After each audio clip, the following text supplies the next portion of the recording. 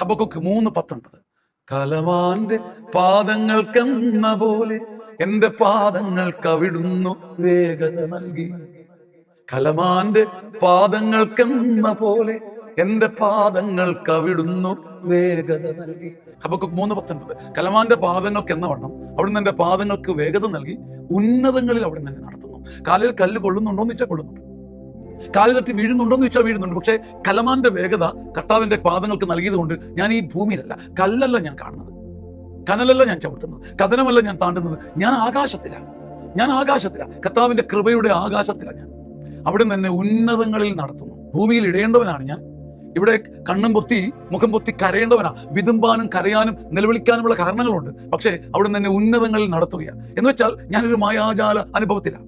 എന്റെ കാല് തട്ടിയാലും കല്ല് വിണ്ടു കയറിയാലും എന്റെ പാദങ്ങളിൽ നോക്കുമ്പോൾ അതിന്റെ മുറിവില്ല, മുറിപ്പാടില്ല, തകർച്ചയില്ല, വെച്ചുകെട്ടലില്ല, മുറിവില്ല, ഒഴുക്കില്ല, ചോരയില്ല, വിങ്ങലില്ല. ഞാൻ ഉന്നതങ്ങളിൽ നടക്കുന്ന പോലെ എന്നെ ദൈവം നടത്തുന്നു. ഇത് ദൈവത്തിന്റെ പ്രവൃത്തി മാത്രമാണ്. മുഖം കുത്തി വീണ് തകർന്നു പോകേണ്ടവരാ ഞാൻ, പക്ഷേ അവിടുന്ന് എന്നെ ഉന്നതങ്ങളിൽ നടത്തുന്നു. ഹബക്കൂക്ക് 3:19 അനുഭവിക്കാനുള്ള അവകാശവും അത് പ്രചരിപ്പിക്കാനുള്ള ശക്തിയും കർത്താവ് നമുക്ക് നൽകട്ടെ.